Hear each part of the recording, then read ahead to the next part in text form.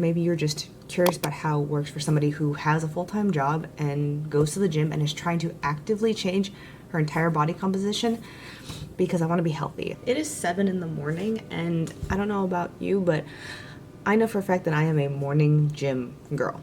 I'm sorry, I've done the nighttime gym session. No, thank you. I've done it at lunch.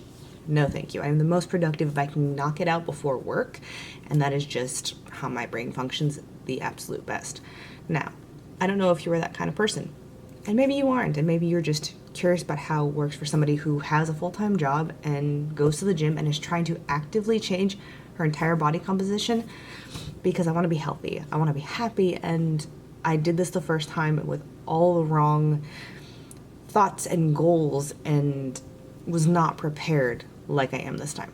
So rather than sit and complain about it, I'm going to do something about it. And I know it's gonna be hard, and I know I'm not gonna wanna do it every day, and I know this first week I'm gonna be so sore. I know this. I know I'm gonna be sore. But I'm okay with that. I am mentally prepared for that.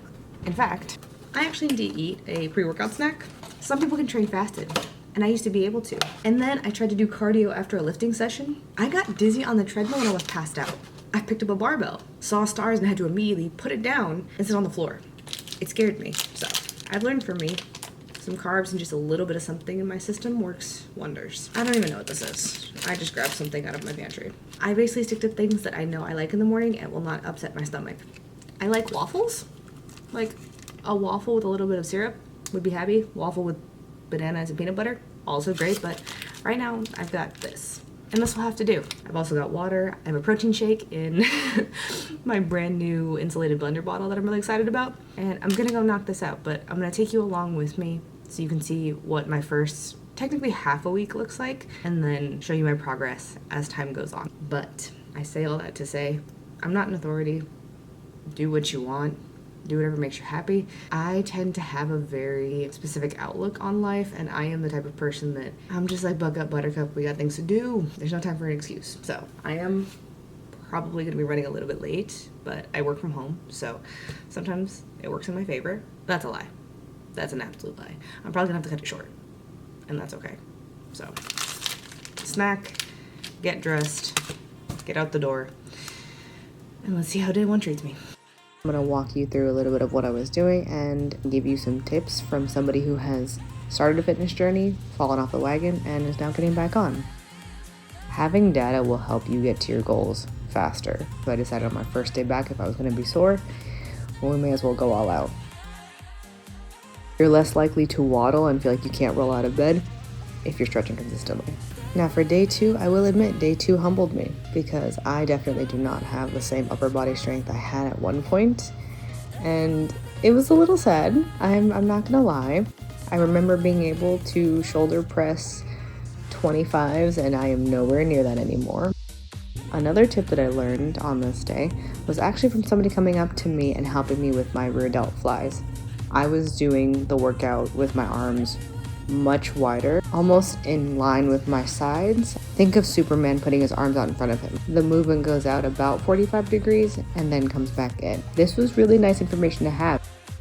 I also combine my upper body days with some core work. When I'm doing an inverted weighted sit-up, I make sure that I'm engaging my core properly and I'm not pulling myself up by the weight in my hand or my shoulders. If this is your first time on a fitness journey and you decide to incorporate the weighted crunches that I have here, really be certain to hold your core tight. Don't just suck in your stomach so that way it's as small as possible. Don't just throw your body up and then throw your body back down. Try to keep it as controlled as possible. I actually learned that doing solid core classes. Because I was sore from day 1, on day 2 I did do a little bit more of what I guess people have told me is yoga flows. I just move my body in a way that makes me feel limber, and if I feel a specific tightness in my body, I know it well enough to address it.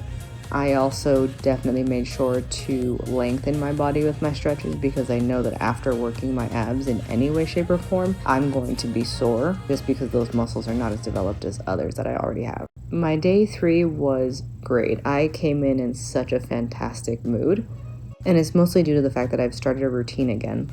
I go to the gym after my boyfriend leaves for work, and that time before my own job starts is me time. When it comes to lower body days, I do try to have a very solid warm-up because I know that my hips tend to be a little bit more tight, and I can feel the difference in the way that I move with weights if I don't properly warm up. A lot of this is also carryover from when I did play sports and I coached sports. It is just in me to do something before I get into the bulk of my work.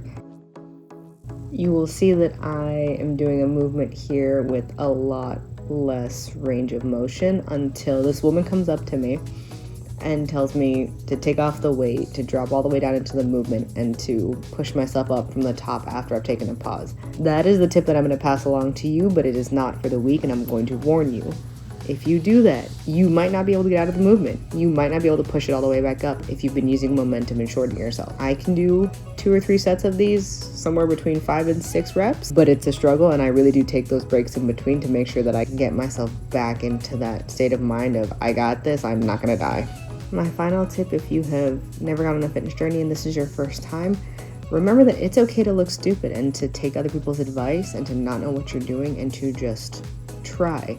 I look stupid all the time. I've been lifting in the gym off and on for years, and I still walk in sometimes and I go, wow, I'm amazed at the lack of brain cells that I have. You'll have ups and downs, but all of us have looked stupid at one point or another. Just try.